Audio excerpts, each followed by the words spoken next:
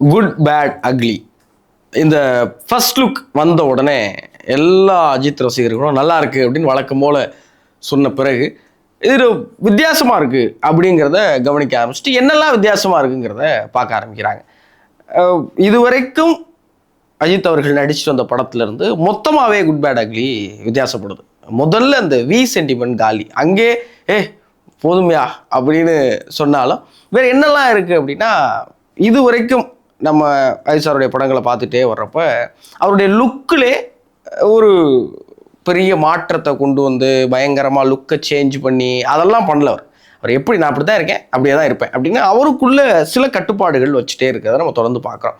நான் வந்து வல்காராக ரொம்ப ஒரு மாதிரி வித்தியாசமாலாம் நடிக்க மாட்டேன், நான் வந்து லுக்கில் பெருசாக சேஞ்சு கொடுத்து டையெல்லாம் அடிக்க மாட்டேன், நான் வந்து பெரிய காஸ்டியூம்லாம் இல்லை பில்லா படத்தில் மாதிரிலாம் இப்படிலாம் வரமாட்டேன், நான் எப்படி இருக்கணும் அப்படியே நடிப்பேன், எனக்கு ஒரு பேஷன் இவ்வளோ தான் அப்படிங்கிறதுல இருந்துட்டு பார்க்கும்போதே போஸ்டரில் கையெல்லாம் டேட்டு போட்டுக்கிட்டு தலையில் கொஞ்சம் சின்னதாக டை அடிச்சுட்டு அதில் மூணாவதாக அந்த மிடில் ஃபிங்கர் காட்டுறதை பிளர் பண்ணி வச்சுருந்தாலும் அது அஜித் சார் செஞ்சிட்டாருங்கிறதே ரொம்ப புதுசாக இருக்குது. என்ன அது இப்படிலாம் பண்ணக்கூடிய ஆளே கிடையாது நம்ம ஆள். ரெண்டாவது இன்னும் ரொம்ப புதுசாக இருந்தது அந்த ஃபர்ஸ்ட் லுக்கே புதுசு தான். ஏன்னா இது வரைக்கும் அஜித் சாருடைய படங்கள் வரும்போது என்ன பண்ணுவோம் அப்படின்னா அப்டேட்னு கடந்து உலகத்தையே உருட்டி தலைகளாக பிரட்டிடுவாங்க நம்ம அஜித் ரசிகர்கள்.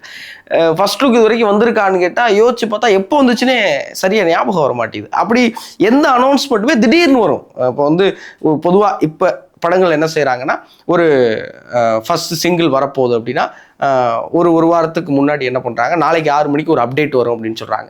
அந்த அப்டேட்டில் என்ன சொல்கிறாங்க, ஒரு முக்கியமான அப்டேட் வரும்னு அப்புறம் ஒரு அப்டேட் சொல்கிறாங்க. அப்புறம் என்ன சொல்கிறாங்க, அது ஃபர்ஸ்ட் சிங்கிளாக இருக்குங்கிறாங்க, அதுக்கு ஒரு தேதியை சொல்கிறாங்க, அப்புறம் பாட்டு வருது. ஒரு பாட்டுக்கு இவ்வளோ ஹைப் கிரியேட் பண்ணுறாங்க. ஆனால் அஜித் சாருடைய படங்கள் எப்படி இருக்குன்னா டக்குன்னு ஒரு பாட்டை விட்டுருவாங்க. என்னையா ஒன்றுமே சொல்லாமல் பொசுக்கு இறக்கிட்டு இருக்கீங்க, அது பாச்சாமத்துலலாம் வரும். அஜித் ரசிகர்கள் திணறி திண்டாடிக்கிட்டு இருக்கும்போது ஒரு படத்தை ஃபஸ்ட்டு லுக் விடும்போது இது இப்போ ரிலீஸ் ஆகுங்கிற டேட்டை கொண்டு வருது அஜித் சாருடைய கரியரில் ரீசெண்டில் ரொம்ப ரொம்ப புதுசாக இருக்குது ரசிகர்களுக்கு.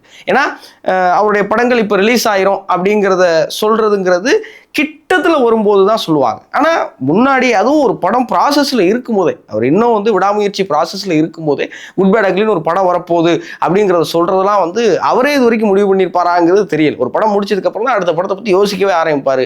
ஆனால் இப்போ என்னையா எல்லாமே தலைகளாக மாறுது அப்படின்னா இதை பற்றின பேச்சுகள் நிறையா வருது. என்ன அஜித் சார் வந்து மறுபடியும் ரொம்ப ஆக்டிவாக மாற போகிறாரு அப்படின்னு. ஏன்னா இதுக்கு முன்னாடி துணிவு வந்தப்போலாம் என்ன சொன்னாங்கன்னா, இன்னும் ஒரு படத்துக்கு அப்புறம் அவர் வந்து இண்டஸ்ட்ரியிலேருந்தே ரிட்டையர் ஆகி ஃபுல்லாக பைக் ரைடு போகிறாருப்பா, புதுசாக அதுக்கெல்லாம் கிளப்லாம் ஆரம்பிச்சிட்டாருப்பா என்னென்னமோ சொல்லிட்டு இருக்கிற பட்சத்தில் குட் பேட் அக்லி அந்த எல்லாத்தையுமே மாற்றி போடுது. இல்லை அவர் ஃபுல் ஃப்ளெஷ்டாக உள்ளே இறங்கி உட்காந்துட்டு இருக்காரு.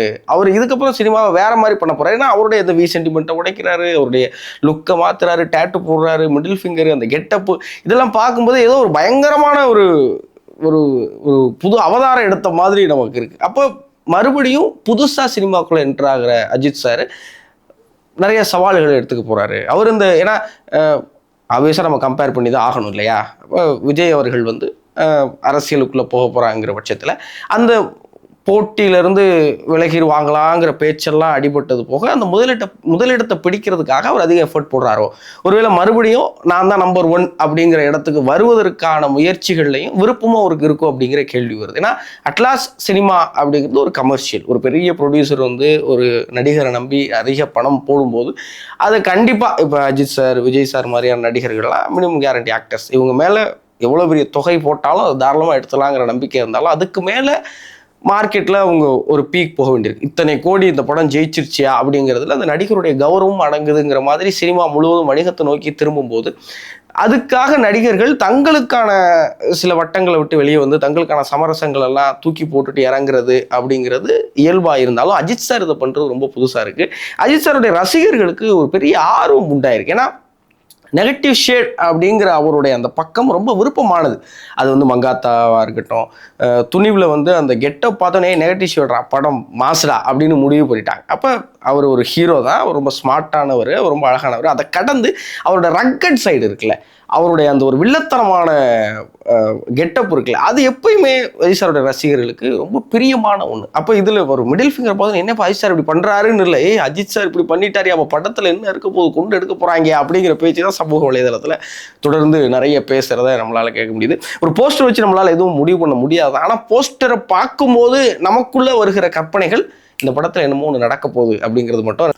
ரெண்டாவது இயக்குனர் ஆதித்ய ரவிச்சந்திரன், அவர் ரொம்ப வித்தியாசமான ஒரு இயக்குனருக்குன்னு நமக்கு தெரியும். கடைசியாக அவருடைய படத்தில் அவருடைய கெட்டப்ஸை பார்க்குறப்ப நமக்கு என்ன பண்ணி வச்சிருக்கீங்க, எஸ் ஜே சூர்யா சாரை இப்படி நாங்கள் அவர் நடிப்பு அரக்கம் தான் தெரியும், அவரையே நீ மேற்கொண்டு பெரிய ஆளாக மாற்றி வச்சிருக்கே அப்படிங்கிற அளவுக்கு ரொம்ப வித்தியாசமான படங்களை கொடுத்துட்டு வந்த ஆதித்ய ரவிச்சந்திரன் அவர்களுக்கு அஜித் சார் டேட்டு கொடுத்துருக்காருங்கிறதே ஒரு பெரிய அதிர்ச்சியாக இருந்துச்சு. அஜித் சார் ஆதித்ய ரவிச்சந்திரன் காம்போ எப்படியா கற்பனை பண்ணியே பார்க்க முடியல அப்படின்னு நினைக்கிறப்போ இந்த ஃபர்ஸ்ட் லுக் பார்க்கும்போது கண்டிப்பாக ஆதித்யனை கிடைச்ச வாய்ப்பை ரொம்ப நல்லா பயன்படுத்திக்கிடுவார் அப்படிங்கிறது நமக்கு ஒரு நம்பிக்கையாக இருக்குது. ஏன்னா அவர் அஜித் சாருடைய பெரிய ரசிகருங்கிறத நம்ம பார்த்துங்க. ரெண்டாவது அஜித் சார் ஒரு வாய்ப்பு கொடுக்குறாருன்னா சும்மா போய் தூக்கி கொடுத்துட மாட்டார் அப்படிங்கிற பட்சத்தில் இந்த படம் ரொம்ப வித்தியாசமாக ஒரு நம்ம எதிர்பார்ப்புகளை எல்லாம் பூர்த்தி செய்கிற, நம்ம எல்லாருடைய பேராசைக்கும் தீனி போடுகிற ஒரு படமாக வருங்கிற நம்பிக்கை எனக்கு நிறையா இருக்குது. உங்களுக்கு அந்த போஸ்டரை பார்க்குறப்ப என்ன தோணுச்சு அப்படிங்கிறத மறக்காமல் கமெண்ட் செக்ஷனில் பதிவிடுங்க.